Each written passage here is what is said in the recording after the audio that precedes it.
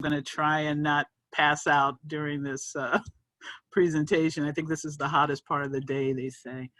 And my air conditioning is like 40 years old, so it just spits out little things. So I'm sitting under a ceiling fan. Hopefully, I might start coughing a little bit because that's a little too much air. But we are going to survive this, I guarantee.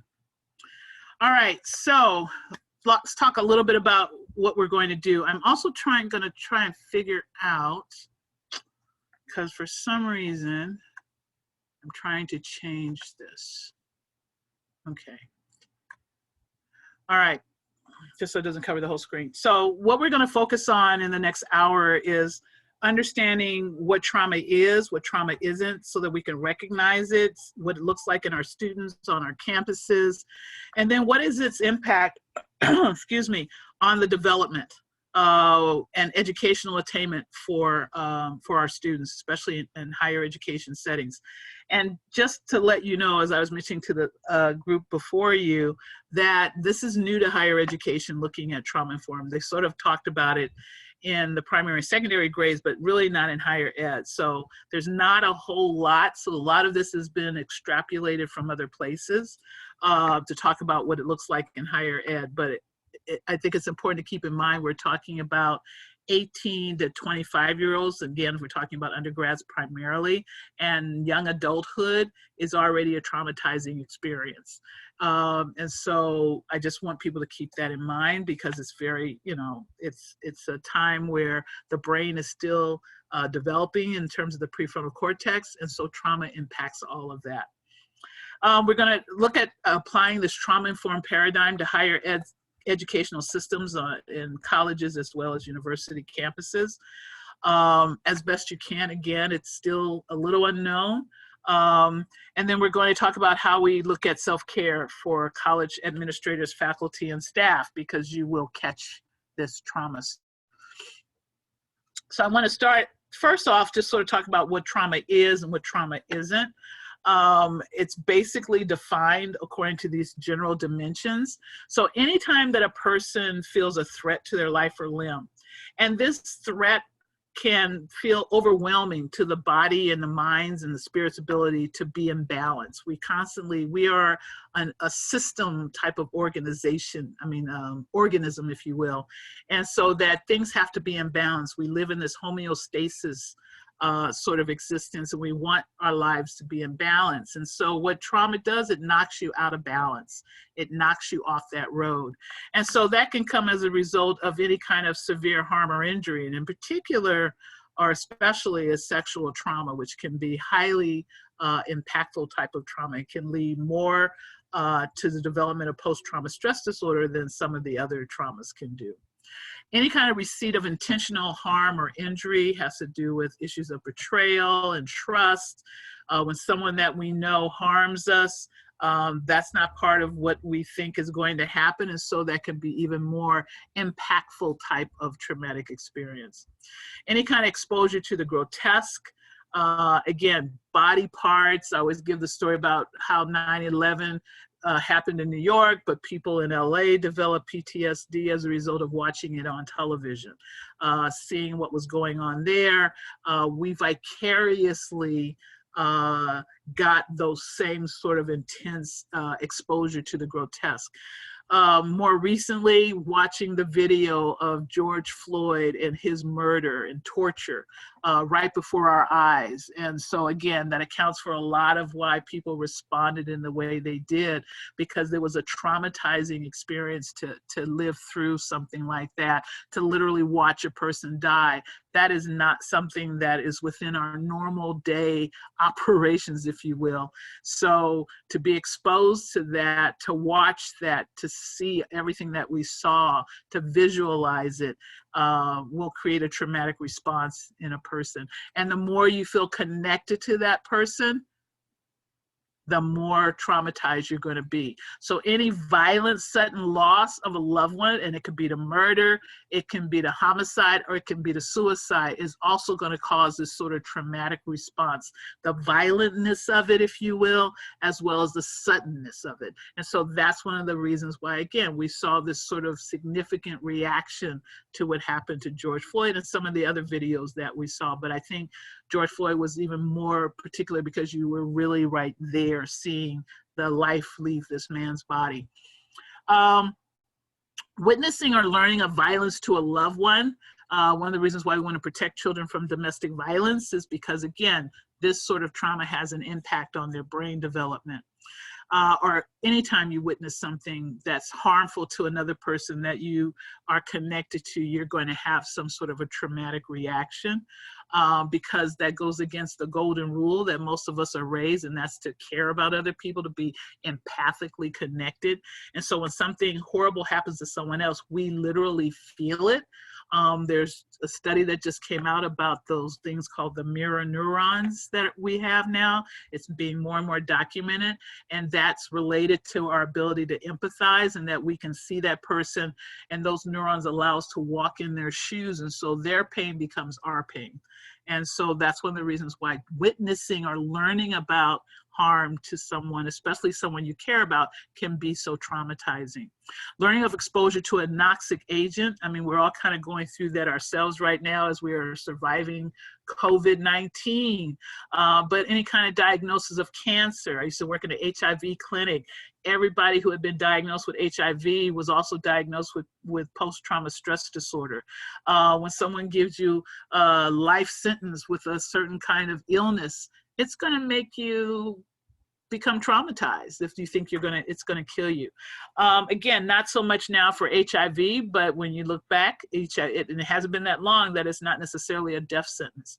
So again, it's understandable. We saw this with Ebola and the panic around Ebola. We saw this with SARS and the panic around SARS. So these sort of potential exposures or even being exposed can be traumatizing. And I just think about what people go through who've been diagnosed with COVID-19. Many of them have traumatic responses as a result of that. And then causing the death or harm to someone else can be also traumatizing. We see that a lot of our military that are coming back who had to possibly harm someone or kill someone, even though they themselves may not have been harmed or killed, they are experiencing high levels of PTSD. They have high levels, I think it's anywhere from 22 to 23% individuals are committing suicide on a daily basis. So again, trauma can be very impactful in one's life. So this is just some of the types of trauma. Physical trauma, I think we talked about. Medical trauma, we see this a lot in newborns and preemies who have to be picked and prodded, have procedures done, surgery. All of these are examples of potential medical traumas. Psychological trauma, we're going to talk a little bit more about later. Social or collective trauma is something that all of us go through at the same time, and we have this sort of collective experience around this event that's traumatizing. It can have both good and bad. On the one hand, all of us going through it together sort of inoculates us from the significant impact of trauma, but if it continues to go on and on and on, it can also create these more breakdown in social networks. So then we end up in this place where, oh, I don't want to be around you. And so again, these sort of social or collective traumas can also be historical types of traumas. And so when we're talking collective, we're talking about huge numbers of people, right? And when we're talking about historical trauma, we're talking about trauma that happens to a large group of people, to a race, to an ethnic group, to a religious group. A lot of this was studied with Holocaust survivors, several generations forward now, where they found that trauma has embedded itself in the DNA, in genetic expressions and traits that happen over generations. And so whenever we're talking about historical or intergenerational trauma, we're talking about trauma traits or expressions that have embedded itself in the DNA and continue across multiple generations. And trauma has been said to travel up to 8 generations, where substance abuse may only travel about 4 generations. So it's highly, highly, highly impactful. And so if you're really interested in learning more about that, I would point you into the direction of looking at epigenetics, which looks at how environmental factors are embedded into the DNA. It's about survival. It's always going to be about survival. And those who have that message in their gene pool are able to survive versus those that do not. So again, there's reasons why, and again, it's complicated, but it's not complicated. Intergenerational trauma has more to do with what happens in a family. So whereas historical happens to a group of people or a race of people, intergenerational is how families pass on traits within, like if you had a grandfather who committed suicide, you're going to tend to have more people in that family who use that as a mechanism for problem solving, is suicide. And so again, we're looking at intergenerational, the passing on of child abuse, the passing on of domestic violence, all of these sort of psychosocial types of toxins get passed down through family lines. And so you see it more within families than between families. Immigration trauma, just listen to the news. I think that makes a whole lot of sense right now based on where we are, that's going on. Excuse me.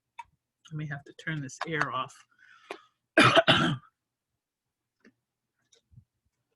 We have developmental trauma or childhood trauma, which we're going to talk about when we talk about ACEs.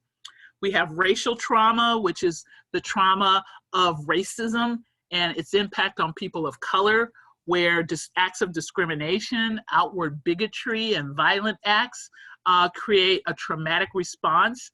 We know from the more recent literature that African American babies tend to have higher infant mortality rates than other children, other babies.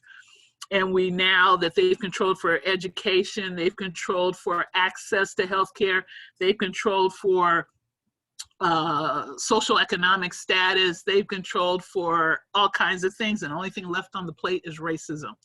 And one of the reasons why it's important to keep that in mind, this thing called racial trauma, is that what happens is that it causes the body to have these traumatic responses and to have higher levels of cortisol in your system. And so when you have these higher levels of cortisol in your system, it is correlated to low birth weights as well as premature births. And those two things are highly correlated with high levels of infant mortality. So this high level of cortisol that stays in the bodies of African American women due to racial trauma has been attributed to why there is a high rate of Black infant mortality. Also, environmental trauma is where you live in an environment that has toxins or has certain factors or variables in that environment that is causing extreme stress or traumatic reactions. I was part of the federal group that went to Flint, Michigan to address the poisoning of the water. And all of those people in that community were suffering from not only the acute trauma related to the poisoning of their water, which was intentional. As you remember, I talked about intentionality and how that contributes to traumatic reactions. This was an intentional act of neglect. It wasn't like, oh, we're going to go kill them, but we don't care enough about them. And so this poisoned water was then sent to them without thinking about the consequences that it would have. So those sort of understandings in the community led to the community becoming extremely traumatized when they looked at this was intentional.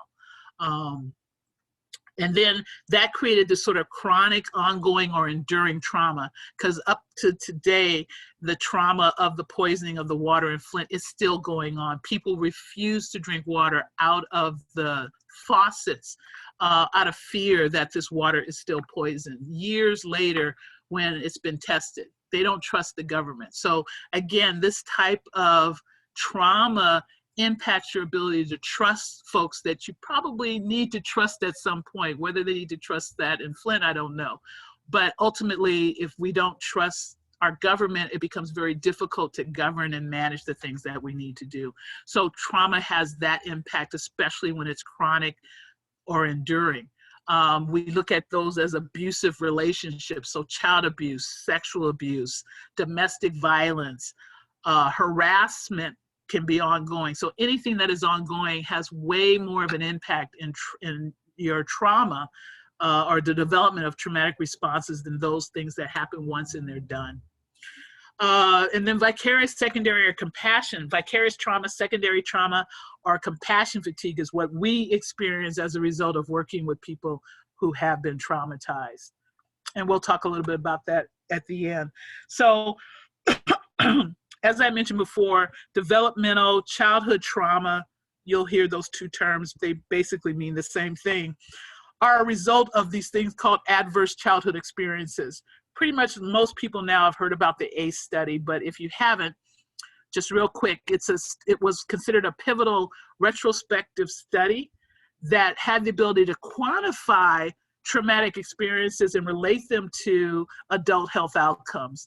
And this was done by Kaiser in San Diego, who then was joined later on after they started it a few years by the CDC to look at trauma basically around the country, to look at these sort of issues.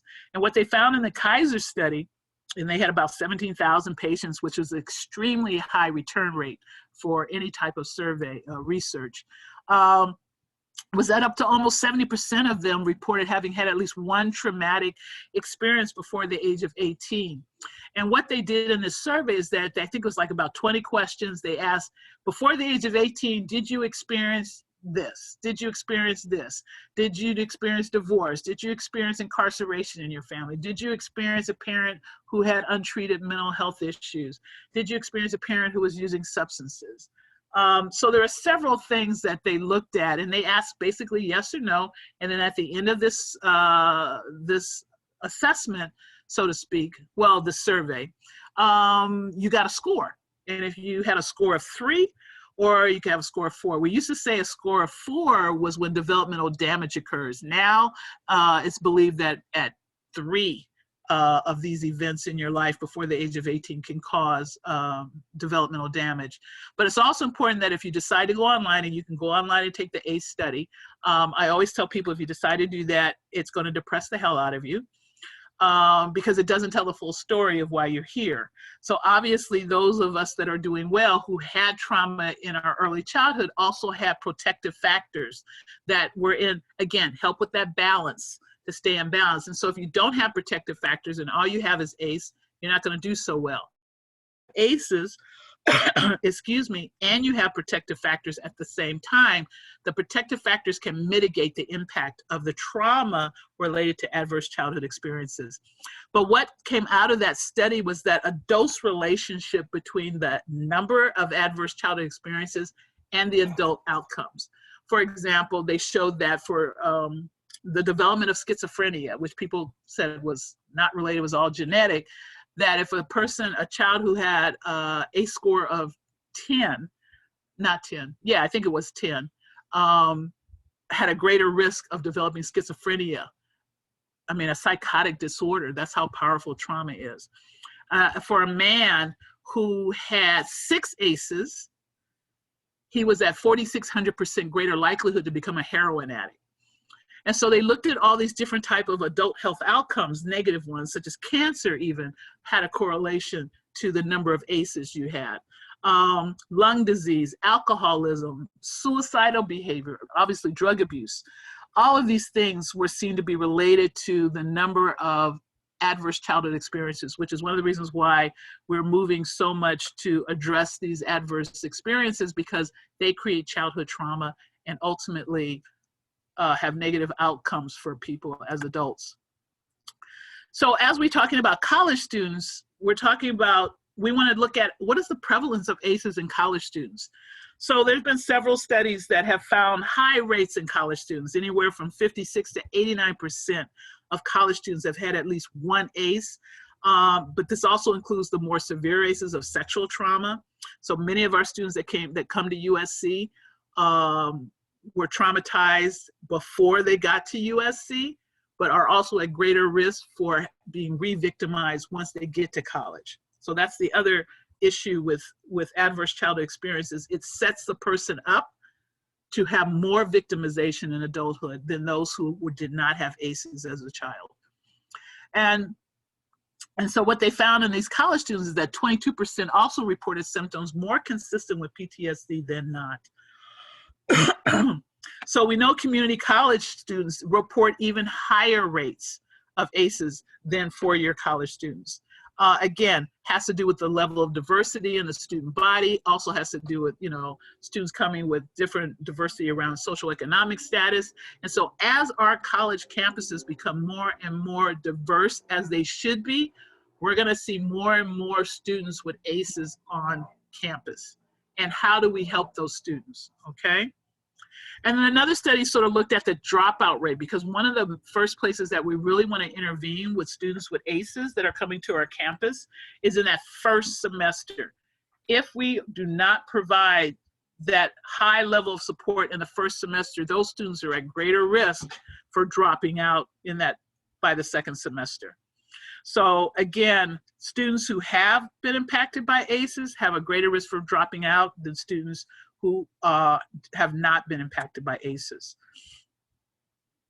So according to the AAU survey, which is the American Association of Universities, USC participated in this national study of about 27 universities across the nation in 2015, and we joined again in 2019. So every 4 years the study is done to look at campus climate around sexual violence. And in 2015, it was found that about 23% of undergraduate women and about 4 or 5% of undergraduate men reported being sexually assaulted on campus. In 2019, what USC found for our students is that the rate was more like around 32%, 31 to 32% of our undergraduate women and about 10% of our undergraduate men. So one, there is a significant increase between 2015 and 2019. And also USC was ranked, I think, as the third highest percentage, maybe the second highest percentage in the nation for sexual assault. But I always want people to put it in the context of understanding that in Los Angeles, our rate is higher for sexual assault in LA than it is nationally. Nationally, it's 1 out of 4 for women. In Los Angeles, it's 1 out of 3 for women. So we're kind of in line with where it is in Los Angeles, but definitely one assault is way too many. And so then when we look at our student cohorts, what we find are even higher rates of traumatic experiences. Again, what we find with, even when we're looking at ACEs, and I didn't mention this before, but the Philadelphia did the urban ACE study, and what they found is that in that more diverse community, ACEs were even higher. And so what they found is that in communities of color and communities that had poverty, that ACEs were significantly higher. And the Philadelphia study also looked at community issues, not just what happened in the home, but what happened in the community. And what they found is that when you add those factors in, the number of ACEs shoot up, especially for people of color and for poor people. And basically what they found is that what zip code you live in has the ability to determine your developmental trajectory more than almost anything else, is your zip code. So where you live matters. And again, that's a whole nother conversation that we can have around that. But what we found on college campuses is that certain communities, certain student cohorts had higher rates of traumatic experiences.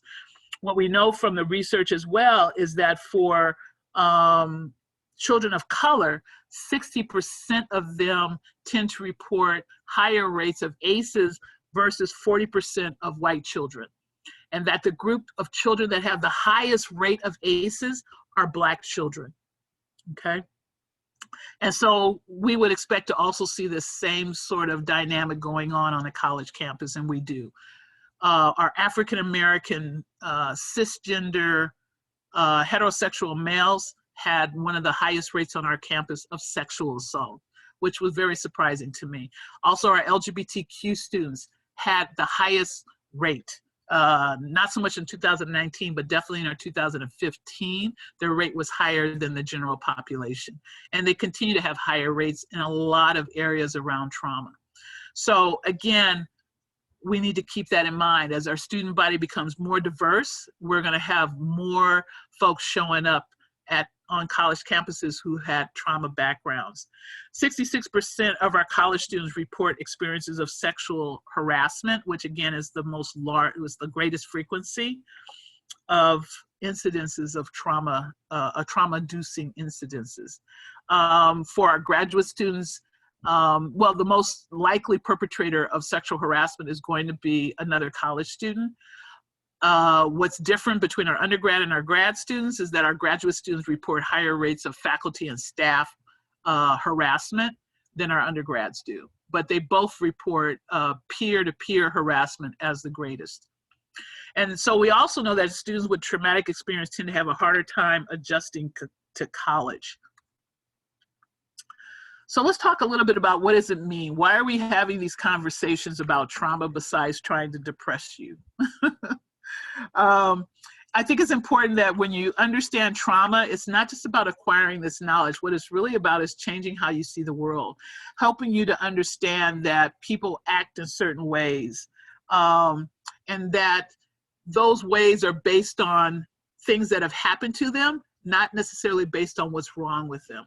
So we really want to shift this way of helping people, shift this way of how we see people from focusing on what's wrong with you to what happened to you.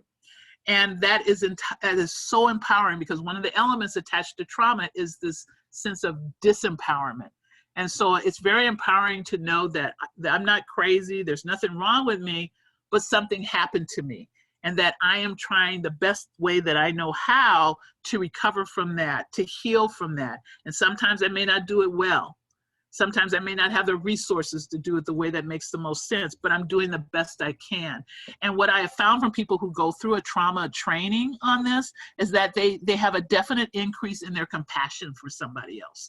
And that's really what this is about. We want people to understand, just because that student is yelling and screaming, it's not necessarily about you. It might be about what happened to them when they were younger, and that we need to intervene in a way that's not punitive.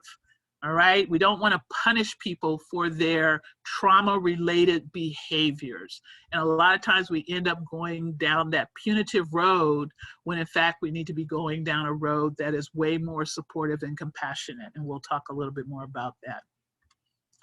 And so it's important to keep in mind that traumatic events are external to us. It happens out here in our environment, but it quickly becomes absorbed into our bodies, our minds, and as well as our spirits. And so Judith Herman talks about trauma, psychological trauma, as characterized by intense fear. Again, this fear of dying, this fear that horrible things are going to happen to me, that my body is going to be harmed in some way. So there's this level of intense fear and anxiety about what's going to happen, or not feeling I have control. So feelings of helplessness, feelings of powerlessness, or this loss of control, and then basically this fear of annihilation or death. And so these sort of external issues that are going on in our environment come into our body through various sensory mechanisms. And so all of those sensory avenues, if you will, sight, breathe, taste, all of that, is filtered through the amygdala. And the amygdala is basically our alarm system. And that alarm system tells us that there's danger in our environment and that we must respond immediately. So there's no thinking about it. It's no like adding up, okay, what's the best? It happens almost instinctively, and actually it is instinctively. And so what the amygdala does is that it shuts down the prefrontal cortex, or at least truncates its ability to think, because it wants to take that energy and put it into reacting and getting things done immediately and not taking a long time, because the prefrontal cortex says, well, wait a minute, let me think about this and see. Well, you could be dead by then. So the amygdala has the ability to override the prefrontal cortex, where your rational thought is, where your cognitions are, where your morality is, where your values are, where your personality is. And so you tend to become very reactive when you've had a lot of trauma, because that part of the brain that causes you to think things through has been truncated, okay? Because it's a survival technique. So traumatic responses vary across the board. What may traumatize me may not traumatize somebody else. It has to do with my past trauma experiences, has to do with my gender, has to do with my ethnicity, has to do with my age, has to do with a lot of my social identities will determine how I respond to different types of events and whether or not they become traumatic, okay? And so this slide right here sort of talks about the impact of childhood trauma and how it impacts the whole person, not just certain parts, but the whole person. And so when we talk about a trauma-informed approach, what we're talking about is looking at this whole person, not just looking at one piece. We look at how their physical health is related to their brain development. What we know for children who've had a lot of trauma is their brains are smaller than children who have not had trauma, that certain structures in the brain do not develop in the same way. So you may have what is called an enlarged amygdala if you grew up in an environment with a lot of threat, but your hippocampus, which is where your learning or your memories are stored, may be small because you're so distracted with trying to survive that you don't take in the data and store it in the hippocampus very well. And that's one of the things that I found in my research and looking at elementary school students who grew up in communities with high levels of community violence, is that they didn't do well on tests. So these high stake tests that the government was doing to address learning was really harming in a lot of ways, because your whole life is dependent on your achievement test. Well, you're living in a community with a lot of violence, your achievement test scores are going to be less, especially for, and I looked at African-American students who tended to have significant amounts of violence in the community versus white students who tended to have more poverty. And so what we saw is that for those particular students, and I looked at about 47,000 students' test scores, that those who lived in, those students of color, so brown students, so basically for Latinos as well as Black students, we saw these high levels of violence in their communities, and we saw depression in their test scores. So we know that this is an issue, and again, it doesn't mean they're not smart, doesn't mean they're not intelligent, but because of what's going on in their brain and because of the trauma, they're not going to be able to think in the same kind of way, especially that type of thinking and that kind of a situation. Doesn't mean they're not intelligent, but it means that they may have some problems in terms of thinking. We also saw higher rates of learning disorders diagnosed on children who had a lot of trauma. So again, this just sort of gives you a sense of what the whole picture is and how it impacts all parts of our development, especially when we're talking about children. And so what does this mean for college campuses? Well, what we see coming into college campuses are higher rates of everything. Higher rates of suicidal ideation and behaviors. And I don't know how many of you heard, we had a lot of deaths last fall at USC. Many of them were suicides. Again, it happens. It was a cluster that happened, you know, cloud, I don't know, whatever it was. Why USC this semester, I can't begin to tell you. But I'm really concerned about this semester, this fall, because of what happened last fall.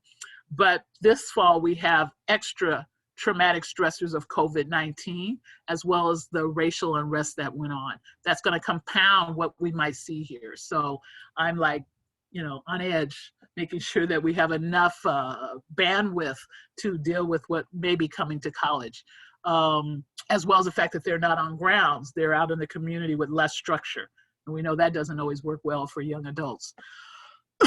So we have higher rates of suicidal behavior, ideation, more alcohol abuse, and in particular binge drinking, highly correlated with trauma. So again, it's about trying to quiet that brain, trying to get back in balance, trying to regulate our nervous system. People will engage in binge drinking, which is one of the most dangerous patterns of alcohol abuse. Re-victimization, students who come with having been victimized before they get to college tend to be re-victimized at higher rates than students who have had no prior ACEs, okay? They tend to drop out at a higher rate than students in the general population who do not have ACEs. And then again, we see them engaging in a lot more risky types of health behaviors, driving fast, engaging in high-risk sexual behaviors. We see a lot of that, and there's a lot of research on the correlation between high-risk sexual behaviors and childhood trauma. And again, it also impacts our college healthcare system. So in our student health, we see a lot of students coming in with a lot of complaints about various somatic issues going on with them. And so students who've had traumatic experience, again, have this harder time adjusting in college. So within the first 12 months, they tend to seek out services a lot more than students who have not had this trauma before they got here. And then half of the students who sought out mental health care had trauma histories.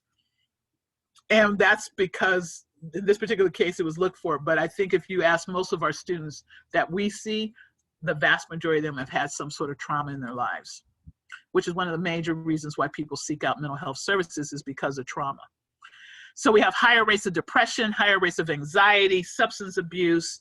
They tend to have more complicated, multiple complaints around their health. So they come in with headaches, stomach aches, gynecological issues. They tend to have more complicated physical issues going on than students who have not had trauma. So many studies have discussed the impact on academic attainment. Again, that's one of the things that I studied in my dissertation, and that we've seen that trauma can lower test scores by 8 points, IQ scores even, which are supposed to be very stable. Lower test scores, which I found, lower achievement test scores, higher dropout rates, disruptive behavior. These are the kids that end up in the principal's office back in the day, and now they end up in judicial affairs. In terms of those sort of issues, they tend to have more problems getting along with people on the college campus. So they're going to be ones that end up getting into trouble more. We also know that for college students, they may have challenges with completing assignments or taking tests. These students tend to ask for special considerations all the time because, again, this is an area when we talk about trauma-informed pedagogy where we want there to be more flexibility, because these students need that flexibility. It's not that they don't want to do the work, not that they can't do the work, is that it takes them longer to process the work. And so we need to take that into account. Not everybody may need that extra time, but they may need that extra time. And so how are we equitable as opposed to equal? So they may drop out, they miss class. We have students all the time. They just cannot sit in that classroom. They cannot make it to class. And for many of them, it's because the feeling of anxiety is overwhelming based on early trauma. They may have difficulty listening to lectures. So we want to be very cognizant of that fact that if you talk to students only through lectures, if that's your mode of educating, that your students are going to have some challenges with that. And so group work works much better where they do portfolio projects and things of that nature, though I know students hate working in groups. My students hated it when I had them work in groups. So I had to add some extra mechanisms for them to work in groups more successfully. So these students are seen as being needy, entitled, uncooperative, maybe even belligerent. And so these are the students that challenge you, that you're like, oh my God, please don't sign up for my class kind of students. So these are the ones that cause you to pull your hair out, that make you go crazy. And these more likely are students who have had trauma. And so why we talk about a trauma-informed care approach is that it makes our job easier. We work smarter, not harder. And so this is an organizational structure where we take into account the fact that we're going to be working with students who have had a lot of trauma, and that we make sure that our processes, that our practices align with the fact that this person may not have full access to their prefrontal cortex or their PFC. So they're going to react in different ways to different things. What we might put into our content of our curriculum, if you know you have a lot of students that are going to be triggered if they hear a poem about sexual assault, you need to think about, is that what I want? Because they're not going to even hear the poem. They're just going to know sexual assault and they're going to shut down. So how do you prepare students if that's a vital piece of your curriculum? How do you help them get through that so they don't feel like somehow they're a failure or something happened to them? So these are the things when we're talking about trauma-informed care that we want everyone to take into account, is that we do things to make sure that people feel safe, that they are safe. When people feel safe, people are safe, they can process information better, they can think clearer. I mean, just think about us. I'm telling people now I have COVID brain because I feel like, especially in the first part of when we started working remotely, I feel like I was in a fog. I felt like I could not think. So that's part of what happens. And these students live that all the time. I only had to deal with it now, and I've been able to adjust a little bit. But as COVID continues, I'm going to start to get probably pretty depressed. I'm ready to go back to work. I'm ready to go back to school, if you will, to get out of my house and onto campus, because it's so much harder being at home with boundaries and other kinds of things going on. So we all have this. We all are experiencing this as we speak. And so we want to build this sense of control and empowerment when we're talking about trauma-informed approaches. How do I help that student feel that they have control? How do I empower them? These are some of the things that you're going to be thinking about as we talk about more of a trauma-informed approach. And then making sure that everyone on campus has had a conversation, has had some training on trauma and trauma-informed care. It's not enough that only one group gets it if everybody doesn't get it, because everybody's going to could potentially have contact with that student. And so if we get it over here as faculty, but financial aid never had this conversation, or we get that in student affairs, but nobody on the faculty has been trained in trauma-informed, then they're going to re-traumatize inadvertently, because obviously that's not something people want to do. So we want to make sure that we have relationships with folks who are also trauma-informed on campus, and that we encourage everyone to get an understanding of how trauma impacts college students. So we know that trauma-informed approaches work. It helps improve educational outcomes, supports personal development, as well as the well-being of students, prevents re-traumatization, and supports staff. So what does it mean to be trauma-informed? It means we acknowledge. We have a strong acknowledgement of the fact that trauma is pervasive, that more students than not will come to campus with a history of trauma. It is not the exception, it is the common occurrence, okay? We keep that in mind, and the impact that that has on our university environment. And that we want to make sure that we introduce factors that reduce negative outcomes for college students. How do we do that? How do we wrap supportive services around? How do we make sure that student has a secure attachment? Those are the things that are going to make that student successful and retain them, which is what we want. We want to make sure that we have flexibility where needed, okay? Everybody may not need it, but this student does, okay? Again, it's about equity, not equal. It's not the same. We want to make sure that we operate in a compassionate manner. We want to make sure that we are culturally sensitive. We want to recognize that certain students from certain student cohorts are going to have higher rates of trauma, which means that we're going to see that behavior somehow, okay?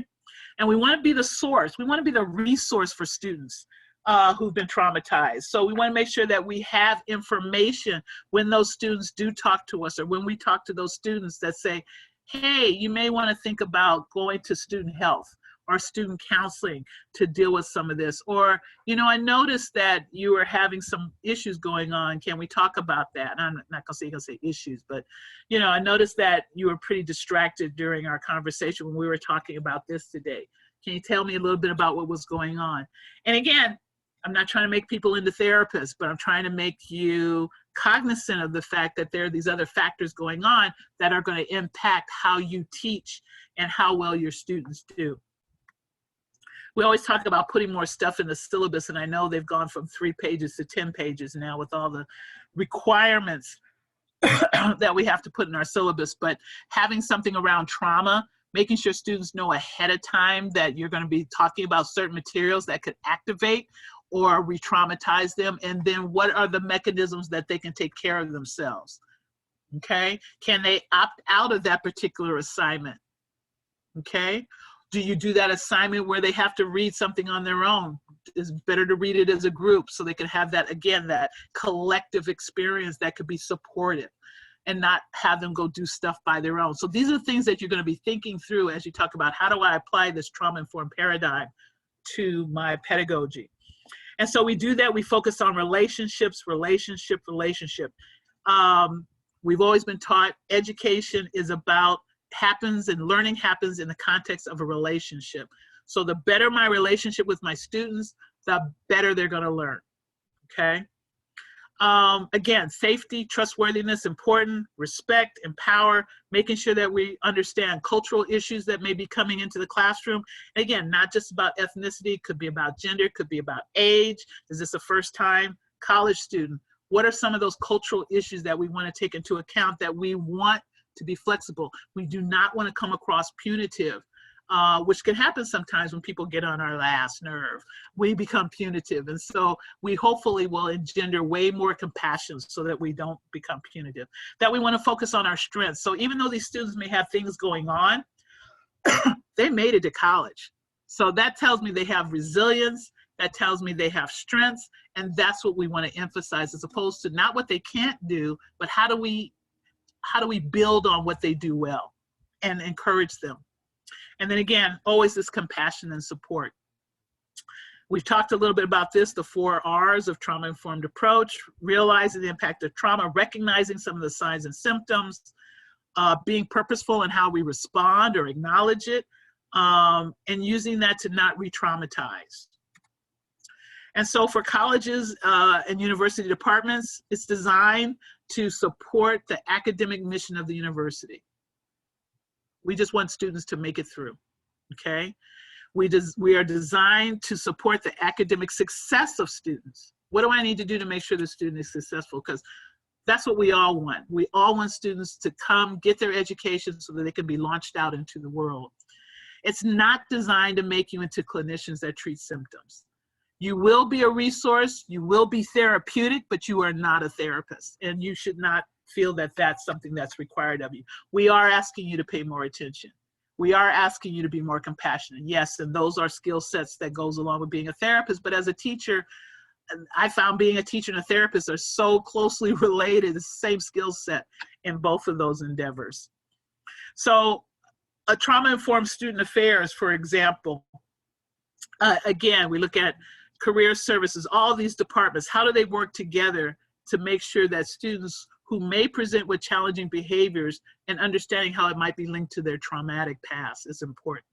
And again, having flexibility where we can have flexibility, because a lot of times we have policies and procedures that may be a little more flexible that we don't fully utilize the flexibility, okay? So where we can be flexible, let's be flexible. Let's be compassionate. Let's understand what that student is going through. Take that extra moment to be supportive, to ask that extra question.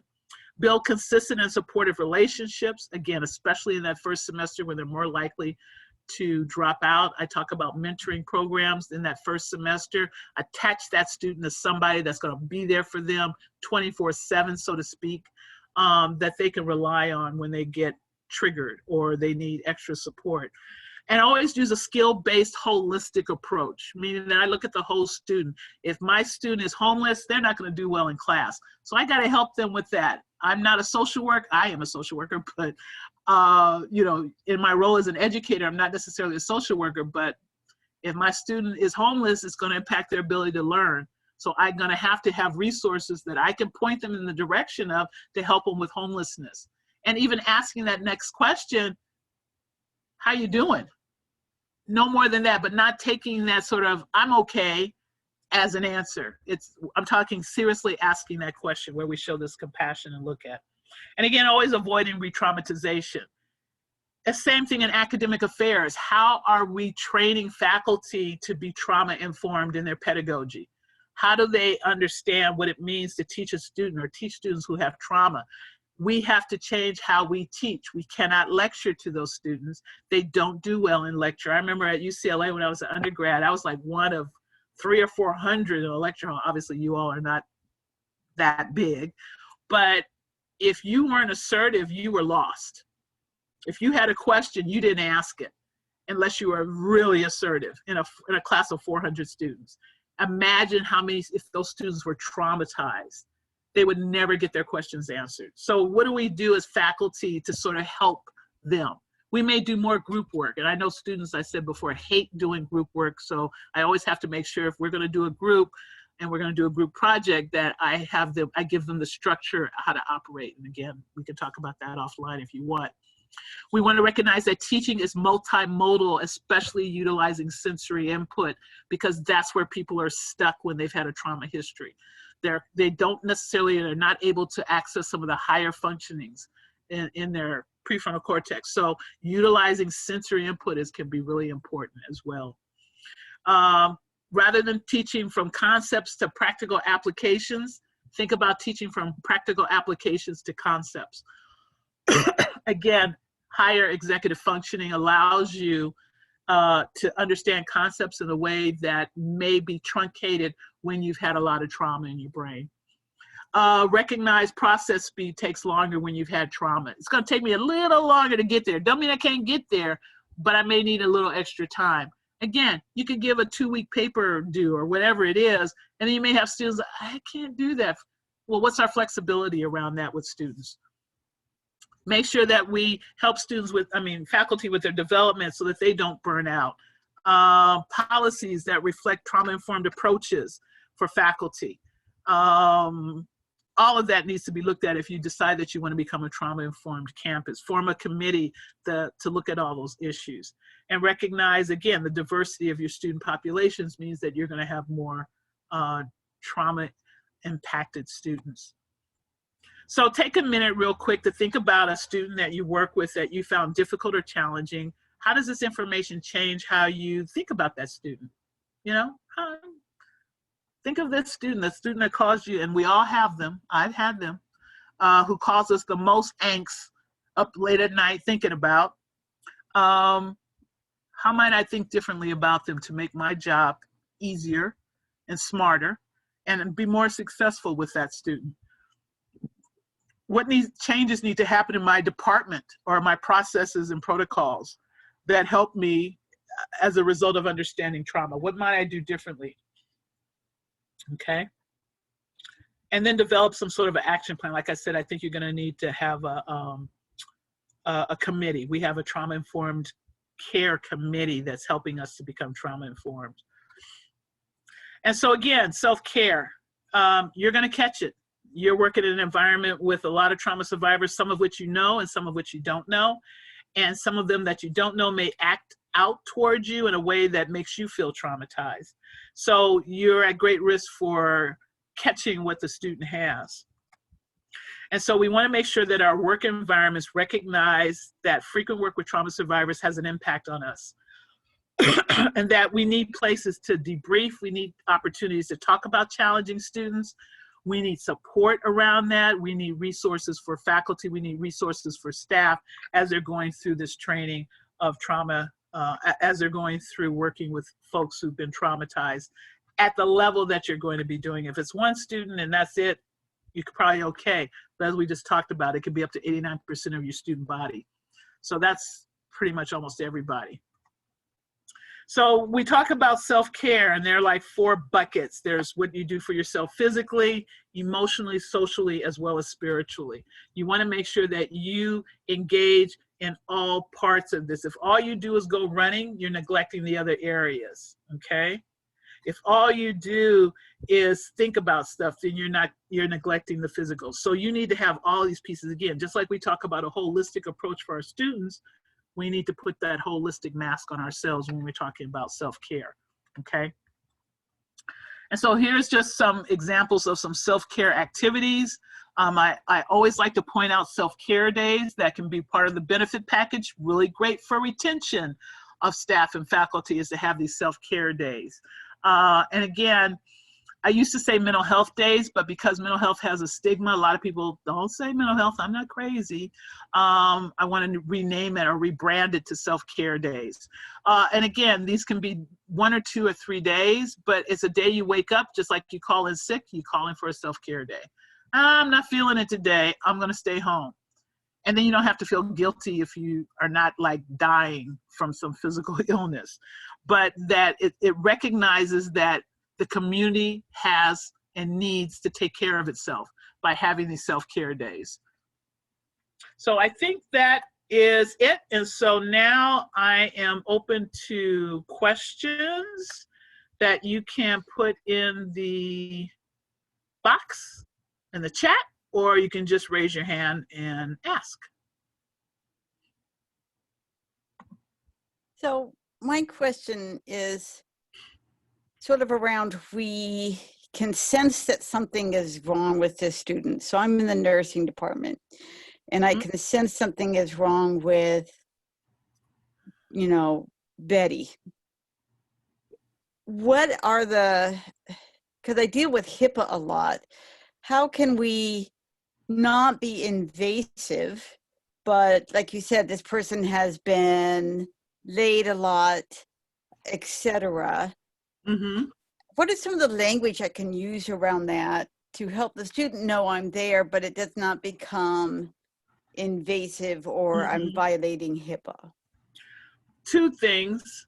One, the first thing I would do is that at the very beginning of the class, of the course, I would have a conversation about trauma. And I would say that, you know, based on what you've learned, most of the students in this class have had some sort of trauma experience, and that's going to create blah, blah, blah, blah, blah. I want you all to know that if things happen in this course, excuse me, that cause you to feel uncomfortable, that cause you or you have some concerns about things, that you can come to me. So first we set the stage that you are someone who is approachable and that they can talk to. So that's something you start at the very beginning. You can also do things where you have a every day where people check in. So how are you all doing today? And you take the first 5 minutes of your class to just check in. Great idea. Right. So you set up a situation where we are already talking, as opposed to, I wait for you to get in trouble, then I pull you aside. Right. That's what you don't want to do, because that feels punitive. So we are always talking. We are always having a conversation. We are always checking in, especially if you're working with folks who are going to be going into a helping profession. Right. It is so important because, again, we know the rates for trauma and helping professionals is high. Thank you. You're welcome.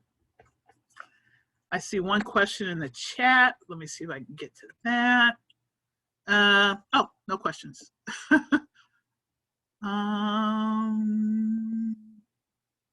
Yeah, I don't see any other questions. I thought it was a question in the chat, but no. So are you all just sort of so worn out?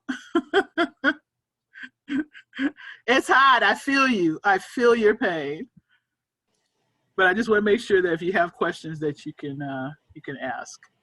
I have a question that I want to ask kind of for the faculty in the room. I'm wondering what's like one or two trauma-informed practices that folks can start using today. And you already kind of shared one in what you shared, the check-in, but what are one or two just kind of simple adjustments, I guess, folks could make in light of I think one thing I would do is look through the content of the curriculum to see if there are things in there that could be triggering. If so, give a warning. Let people know ahead of time. This question came up in the last session where I said it should be not just in your syllabus, but in the course description before a student signs up. We are going to be talking about these types of things in this class. And they need to know that because, again, it gives them control over whether or not they take that class. Once you've signed up for the class, you're in it. And then you got to drop out. And so that doesn't feel good. It feels like I didn't make it. Whereas if I don't choose that class because I know that class is going to talk about, you know, some of the women's literature classes that talk about sexual assault a lot. I've had students come to my office and talk about how triggered they were in those classes. So you need to look at your content of the curriculum to see if that can have some triggering. And then how are you going to teach that information? Again, if it's an essential piece of the curriculum, how are you going to teach that in a way that reduces re-traumatization? For example, one of the things I mentioned last time is this an assignment? You say, okay, go home and read this book on rape. Okay. I wouldn't do that. That is too triggering to go home and read. Why can't that be an in-class assignment that we look at that issue? So those are the things that you can start to think about that, this is going to re-traumatize, okay? So I think having the check-in and setting that culture that we're going to check in with each other every day for the first few minutes of class, because part of what happens when you don't is that people act out behaviorally and make you do it anyway by yakety-yakking to someone else, not being ready to get started. So if you automatically say the first 5 minutes, we're going to sort of just get grounded, recenter, check in, because you're going to do it anyway. And I always tell people that. They said, no, I don't want to I don't have time in class. I said, I bet you bottom dollar you don't start on time. So, because there's other stuff going on, they're bringing other stuff. They're bringing other stuff from outside of the classroom into the classroom. So take that time to ground people, and then they'll be more attuned into what it is you're trying to teach in the class. So take the time to do that. It'll help. And that's something you can do very simply. This is another question about what might be able to be done simply, and that is to have the list of services that was a single page in the syllabus. Yes. Okay, I got during this morning an email indicating a student who has trauma. Okay, I have spent 10 minutes, 15 minutes trying to find the source of where to send this student.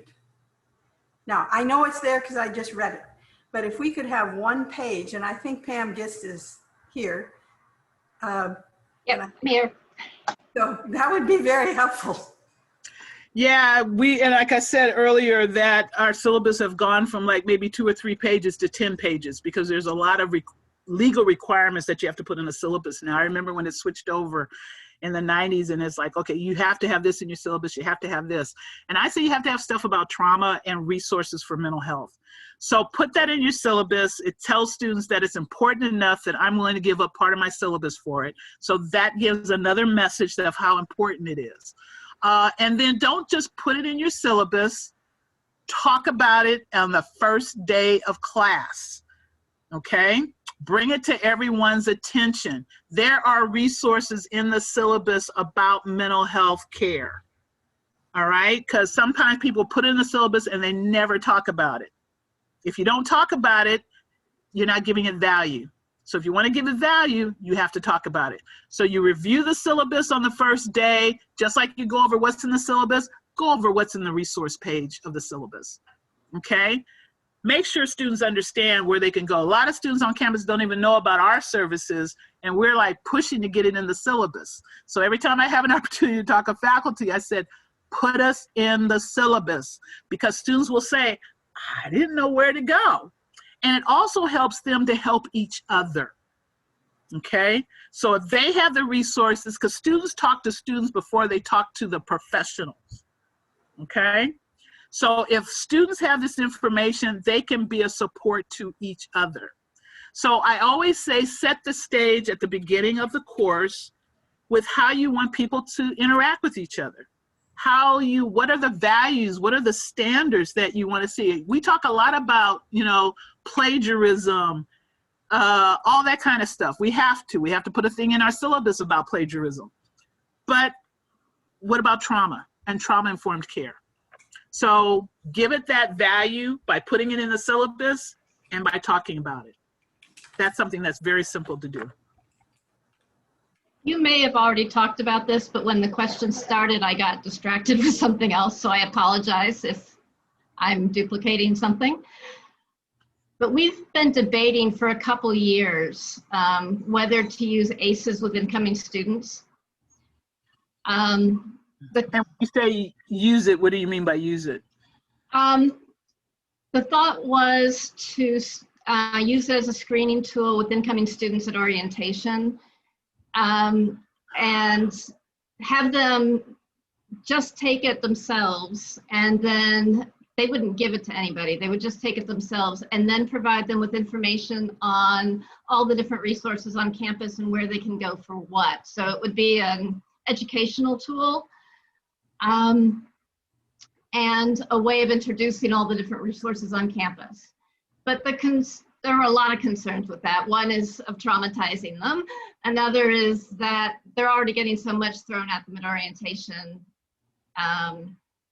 And then the people that run orientation want it to be a happy day and don't want anything heavy. Your orientation people and my orientation must be best friends, because I was told the exact, it's so funny they did not want to talk about sexual violence because we want welcome week to be welcoming. I said, but if y'all don't know, this happens in the first 6 weeks of the fall semester where you are most likely to be sexually assaulted, and not talking about it is doing a disservice, okay? Now, that being said, I do not necessarily agree with doing a whole hard ACE score for all incoming students. One, because as I said earlier, taking that ACE ACE survey is depressing as hell. We are not our ACE score. So just because you have a 6 on the ACE doesn't explain why you're in college, unless you do the protective factors. There's a balance between those. And so if all you give is the ACEs survey, and it's not necessarily treatment related, it's too much. Okay. It's too much. Yeah. What I would do is make sure that you have screening in student health as well as in student counseling if you have that on campus. So those students that show up in student health should all be screened for trauma. Okay, that's where I would put it, not just out and about like that. I think it also can be an assignment in a class, but again, it needs to be discussed, because if you took that test or that survey, yeah, it's intense. It's intense. Yeah. And so if you're not going to be supportive around that with folks, so if you're just going to give them a paper, okay, this is where you can go if you get an S score of 6. Oh my God, what do I do if I have an A score of 10? I mean, I wouldn't go there. But it is something that I would think about in terms, because we're having the same conversation at USC right now in student health. Some of the docs want to do an A score as part of the screening for trauma, and I'd rather just do a simple question. Have you ever had trauma in your life? And let's just keep it moving, because you're not going to treat it. You just want to know it's happened, and then maybe give them some referral sources. So that's a simple question, as opposed to, did this happen to you? Did this happen to you? You know, it can be depressing. Yeah, great. Thank you. You're welcome.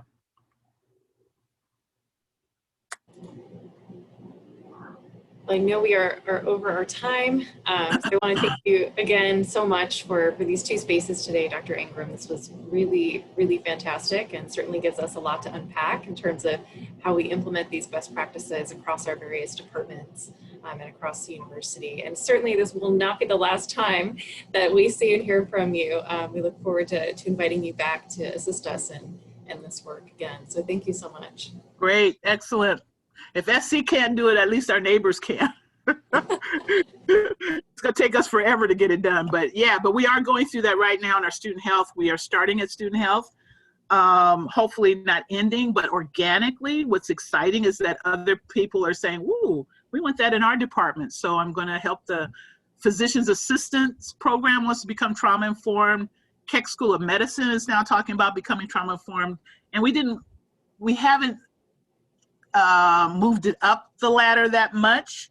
It's not like the president saying everybody will be trauma informed. We're not there. We're kind of doing it in a grassroots sort of organic way, that at some point we'll have so much momentum that the whole campus will become trauma informed. That's my fantasy. But you know, we have 44,000 students, I heard today, so it's going to take a minute. It's going to take a minute. It's a huge undertaking. Very huge, because the other part of being trauma informed is that all students are taught about trauma. Everybody's taught about trauma and trauma-informed care, so that they can be active participants in their own healing and recovery. That's empowering. So that's the other piece. So how do we get 44,000 students to understand trauma? So we're working on it. We're working on it. Fantastic. Well, it's important work, and we appreciate you sharing your wisdom and your knowledge on how we can endeavor to do the same. Yeah, and good luck. I hope you all do it, because I think what came up last time is there really isn't any other institution that's trauma informed. So be the first on your block. Thank you again to everyone else as well who joined in. And we'll have a recording of this available on the My MSN University page. And we'll share out the presentation as well, should you wish to have a copy of that. Thank you all, and enjoy the rest of your day. Stay safe. Thank you. Bye.